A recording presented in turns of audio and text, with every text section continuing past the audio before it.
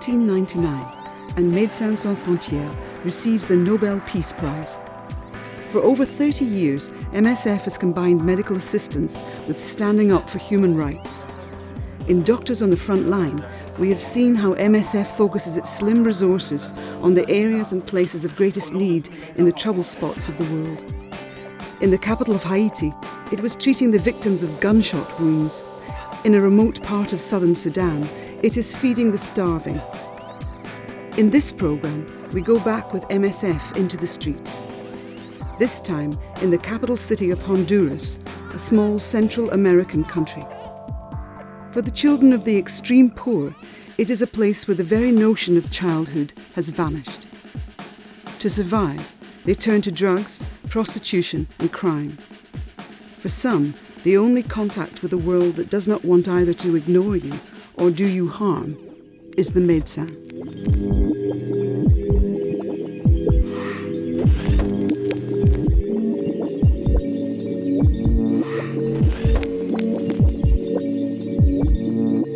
16 murders this weekend in Tegucigalpa.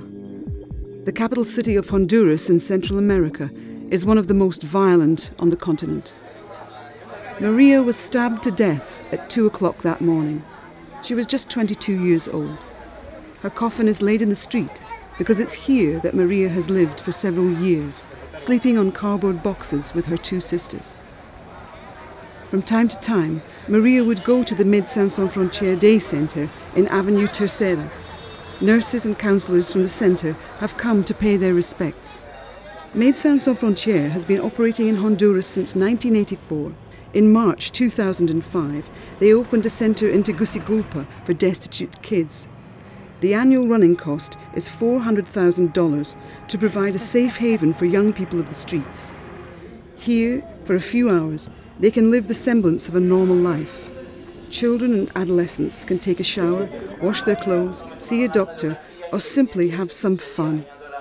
According to the Honduran authorities, 3,000 children live on the streets of the capital.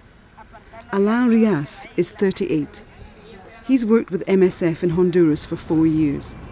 He studied history and sociology at university.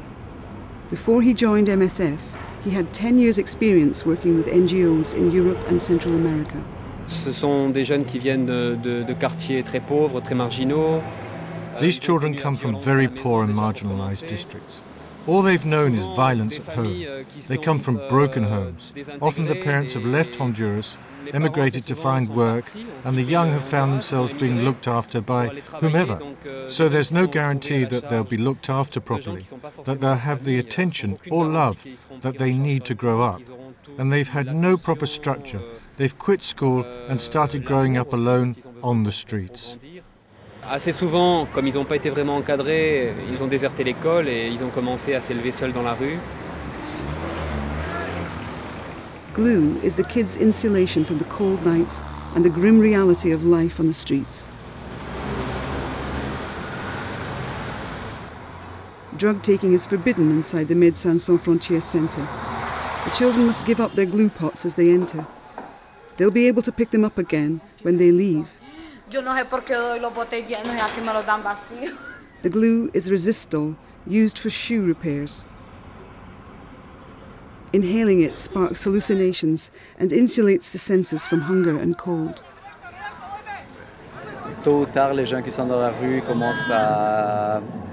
Sooner or later, young people on the streets start sniffing glue, and those who use it for more than 10 years develop serious neurological problems, including memory loss and a confused mental state. In the last few days, there's been a new arrival in the city. He's been sleeping on the grass verge by the bridge.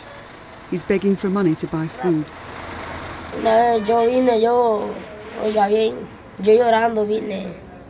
One day, when I returned home, my mother didn't want to see me anymore.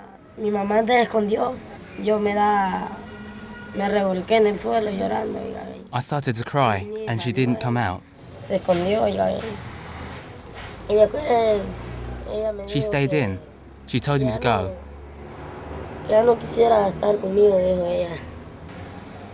It's 2 years since I've seen my mother. en Suisse, je travaillais comme psychiatre dans un cabinet. In Switzerland, I worked as a psychiatrist in a surgery and as a professor of psychiatry. After 10 years doing the same job, I needed a change. I needed to do something new, so I turned to Médecins Sans Frontieres. Je suis annoncé chez Médecins Sans Frontières et ça a été une découverte, oui. I've discovered many things I didn't have a clue about before. Previously, I only saw conflicts and misery on the television. Now, I'm in the middle of it. De la voir de façon très proche et pas seulement à la télé. Working practices here are more basic. We don't have a fancy surgery to receive patients in. The computer doesn't always work, and sometimes the electricity gets cut. But what really sets this project apart is that we go out and do consultations on the street. This is something new for me. Et ça, c'est assez spécial. Alessandro has been told about the boy who is sleeping alone near the bridge. He decides to try and make contact. At first, the boy is wary. We call him Miguel. He's 12 years old, and he tells Alessandro it's been several weeks since he's talked to anyone. Where do you come from? From San Pedro. Do you have a family here? I'm all alone. Do you have a family in San Pedro? They don't want to see me anymore. You don't see your mother anymore? That's right. And that makes you sad? It upsets me. She told me not to return home.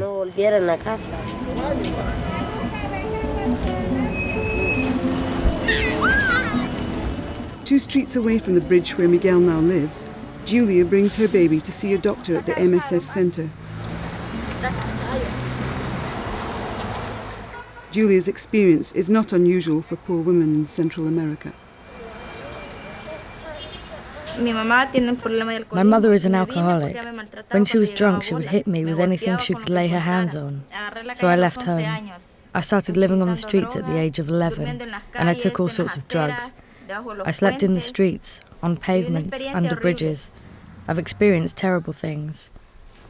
Dr. Jimena de Loyo examines Julia's baby. Jimena comes from Argentina. She's 29 and has a degree in general and surgical medicine. She had always wanted to put her experience to good use by helping those less fortunate. Jimena has been working at the centre for over a year. The doctor has been following Julia's progress since her unwanted pregnancy. A la edad de mis 20 años yo me tiré a la prostitución aquí en Tegucigalpa, en Aceico. At the age of 20, I became a prostitute. I would work from 6 in the evening to 8 in the morning to pay for my hits of crack. El vicio del crack. De ahí salí embarazada del niño que tengo, que tiene 2 meses. I became pregnant with the little boy I have here, who's 2 months old. I took crack during my pregnancy. Gracias a Dios, cuando empecé a salir embarazada, conocí el proyecto de Médicos Sin Fronteras. When I fell pregnant, I heard about the Medecins Sans Frontieres project. They helped me to give up crack. It's 6 months since I've touched crack. My son is well. Meanwhile, Alessandro has begun to win Miguel's trust. It's here on the grass verge that his rehabilitation begins. Sometimes I dream I'm in a fantastic place. A beautiful house?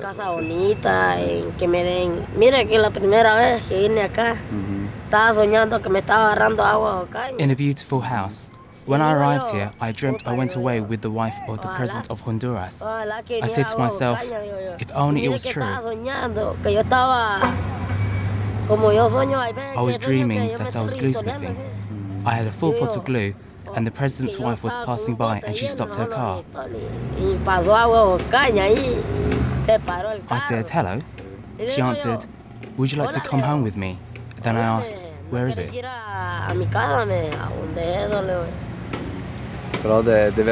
But in fact, until now, you've not done glue. No, not me. It's better. It's important that you never touch it.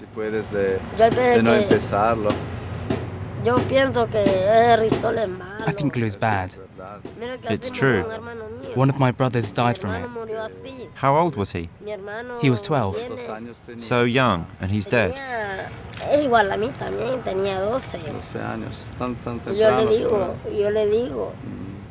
I told him, don't do that. But nonetheless, he sent me to buy it. But I wouldn't bring back any. I told him there wasn't any. so he went to bite himself, and then he died. Sometimes I dream about my mother. As well? I dream about my father, that someone points a gun at my father like that. Sometimes I cry at night. Do you miss your parents a lot? Yes, but I'm thinking perhaps you could help me a little. We can help you if you come to the MSF Centre. There you can see a doctor, you can talk to me, you can play, take a bath, wash your clothes. We can help you.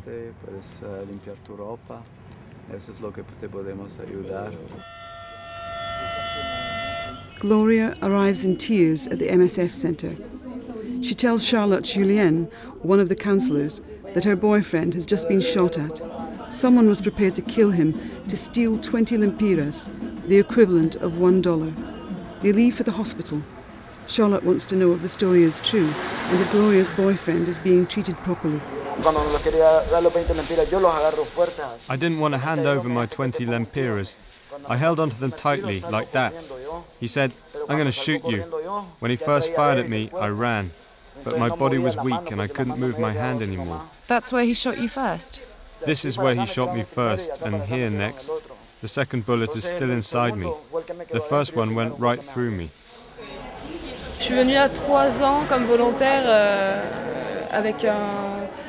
I came here 3 years ago as a volunteer with an exchange agency, and I liked the contact with street children. I felt like learning more about them, so I decided to write my sociology master's paper on that topic. That's when I met MSF. I don't think we'll be able to eliminate the problem of street children. It's a global problem. But through engaging with each child individually, we can try to do something. When you can be killed for $1, no one is safe.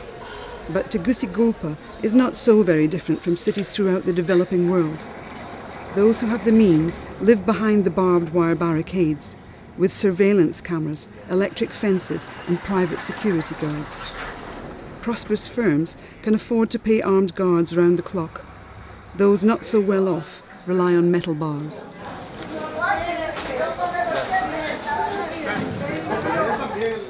But for those who live in the streets, there is no protection. It'll soon be dark, and Miguel will sleep in the long grass, hoping not to be spotted from the bridge. At night, solitary street kids are prey for sex offenders and murderers.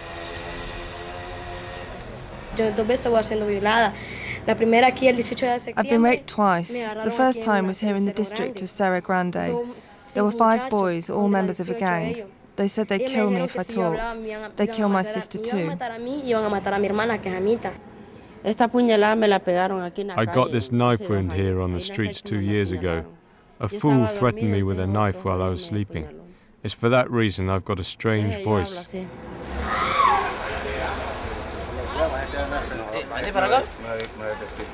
Nightly, the police battle against the gangs.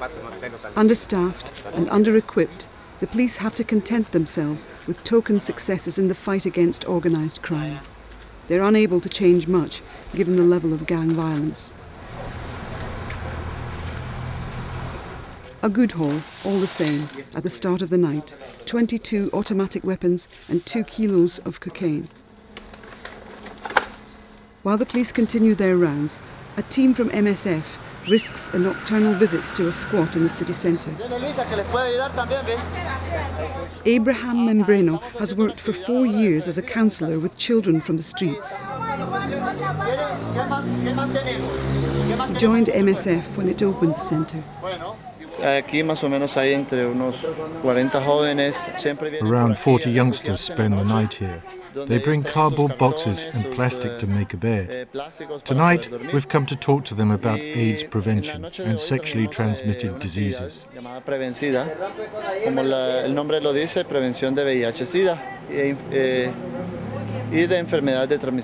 AIDS is a problem for street children because it's a promiscuous environment. They become sexually active very young, before the age of 10.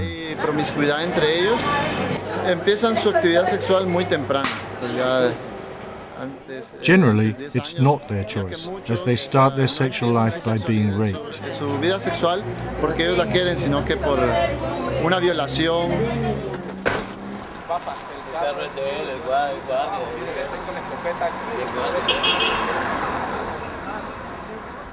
In the street near the squat, the police seize more weapons. The night is drawing to a close. In the morning papers, the weapons and drug hauls of the previous night make the headlines. Miguel is persuaded to make a first visit to the Médecins Sans Frontieres centre. He takes his first shower in weeks and washes his clothes. A doctor from the centre gives him a health check.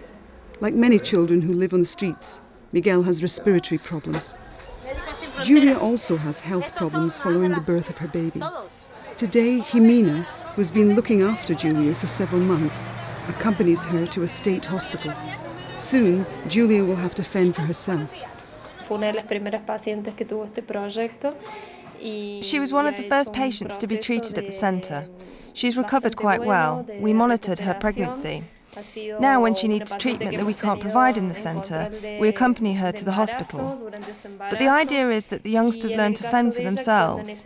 We follow them for a while, and then we hope they'll become independent. Pero la idea es que los jóvenes de a poco puedan ir empoderándose y logrando su propio cuidado. Esa es la idea. Digamos, el paso de acompañarlos es algo temporario y la idea es que ellos puedan ir logrando su propia autonomía. Alessandro and counsellors from the centre are on their rounds. They go out regularly in an attempt to spot new homeless children in need. In an attempt to escape the misery of rural poverty, according to the Honduran government, 3,000 villagers arrive in the capital each month in the hope of finding a better life. But often, what they find here is worse than what they left behind. Some are reduced to going through the rubbish, competing with dogs and vultures. In Jaseliapa market, the most destitute live off what they find in the rubbish skip. There's tension between the youths and the adults. Because this boy was on drugs, he tried to hit me with a metal bar. He hit me twice in order to try and steal my money. Let me speak. I was sleeping and he went through my pockets. He stole the 20 lempiras I had to go and buy some glue. Stop. Let me speak. Why did I hit you? Listen. No, wait. Here's MSF.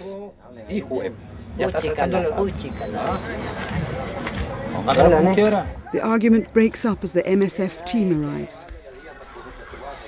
Alessandro and the counsellors manage to calm everyone. Knives and makeshift weapons can quickly replace words in this kind of argument. After a few minutes of discussion, the teenager seems less agitated.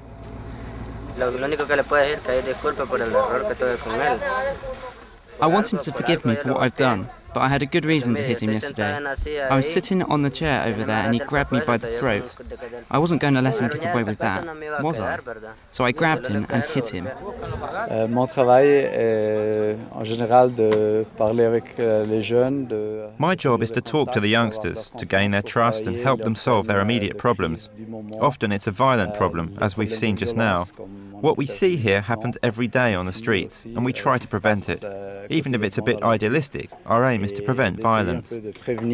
C'est notre but, ce serait l'objectif un peu peut-être idéal de préserver un peu et de prévenir la violence. Les enfants ont besoin pas seulement d'en manger. Not only do these children need food and medical care, they also need people to help them mentally. Personne que leur aide du point de vue psychique. Je pense qu'ils ont beaucoup de courage, beaucoup de force. I think they have a lot of courage, a lot of strength to overcome difficulties and manage to survive in terrible situations. I find it impressive and it gives me more courage and strength to go on living. Peut-être aussi à moi le courage de vivre, plus de force aussi.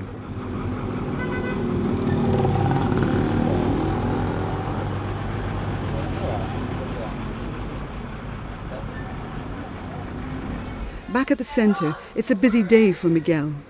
After his health checkup, he meets Eulalia Rivera, a social worker. For MSF, it's a race against time. They know if they can't get him off the streets, his resistance to drugs will be overcome. The chances of a successful rehabilitation are greatly reduced once a kid is hooked on drugs. Eulalia Rivera has a degree in social work from the University of Tegucigalpa. She joined the MSF team in March 2005 when the centre opened. Eulalia is encouraged that Miguel has been found early and wants to get an education. Digamos en el caso mío, pues es conseguir documentación para él. I'm responsible for getting him identity papers and to find him a place in an educational centre that accepts children of his age. Que pueda tener niños de esta edad. Vemos que es un niño rescatable. He's a child that can be saved, and it's the right moment to place him in a centre. Él pueda ingresar a un centro. Tiene muchas expectativas como querer aprender. He really wants to learn to read and write because he's never been to school. He also wants to learn a trade in order to work. Algo que le sirva, ¿verdad?, en su vida. The washing and visits are over for the time being, and Miguel forgets about the streets for a moment. He can be a 12-year-old and play. After her visit to the hospital, Julia goes home. Recently, she's been loaned a small hut where she finds shelter for her baby. It's not much, but she's off the streets and off the drugs. But she has no job. Julia and Miguel are glimmers of hope for the MSF team. But the nature of life on the street means there's little respite. Gloria has just arrived, and she wants to see Alessandro. She needs to talk. She tried to commit suicide last night. At the age of 11, Gloria says she was raped by her brother. Her family, she says, sided with the brother and abandoned her to a life on the streets. Gloria is just 13 and has turned to prostitution in order to eat and feed her drug habit. Twice I tried to kill myself because I'm alone, because I live without my mother and my father is dead. But it's as if my mother is dead too. Each time I see her, she says I'm no longer her daughter, that I'm a failure. It would be better for me to die because I've got no one in the world. In our last story in Doctors on the Frontline, we are in Somalia, a country that has no government and where the warlords rule.